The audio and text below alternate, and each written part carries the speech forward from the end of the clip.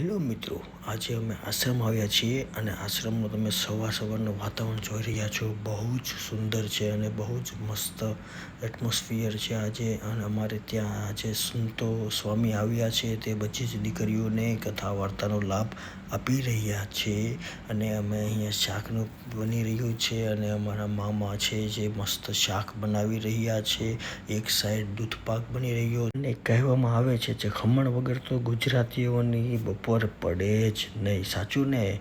અને ભગવાનભાઈ મસ્ત પૂરી બનાવી રહ્યા છે. મસ્ત પૂરી બનાવે છે ભગવાનભાઈ અને સ્વામી પૂરી તળી રહ્યા છે. સ્વામી પણ મસ્ત પૂરી તળી.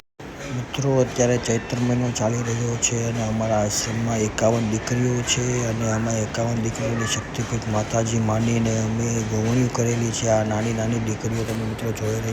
અમારા ભાભી બધી જ દીકરીઓને ચાંદલા કરી રહ્યા છે. બધી જ માતાઓને ચાંદલા કરી. દૂધપાક, પૂરી, શાક, ખમણ, વાહ. આજે તો મજા આવી ગઈ હો.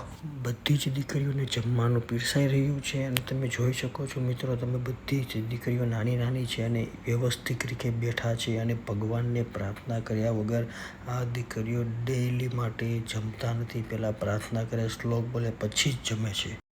અને જમ્યા બાદ બધી જ દીકરીઓને ભગવાનભાઈ અને ભાભી બધી દીકરીઓને દાન આપી રહ્યા છે. દાન આપવું બહુ જ પુણ્યનું કામ છે.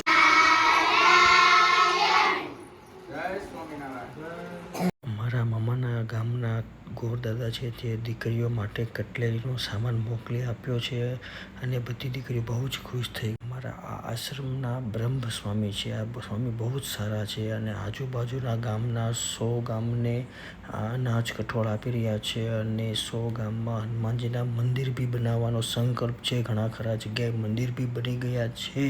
ત્યારબાદ અમે આશ્રમથી વિદાય લીધી છે અને અમે બાજુના ગામમાં જે બોરપાડા દાદાનું મંદિર છે ત્યાં અમે જઈ રહ્યા છીએ અને બોરપાડાવાળા દાદાની જય.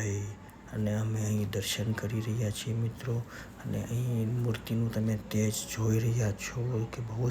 ત્યારબાદ અમે નીકળી ગયા છીએ અને આ છે ધરમપુરના રાજાનો મહેલ જે તમને વિડીયોમાં દેખાઈ રહ્યો છે. ત્યારબાદ અમે વિશ્વંભરી મંદિરે માતાજીના નવલા નોરતા નિમિત્તે અમે આરતીનો લાભ લેવા માટે આવ્યા હતા. આરતીનો લાભ લેવા માટે બહુ જ સરસ માતાજીના નવલા નોરતાની આરતી છે અને અહીં મસ્ત દર્શન કરી અને ત્યારબાદ અમે અહીંથી વિદાય લીધી.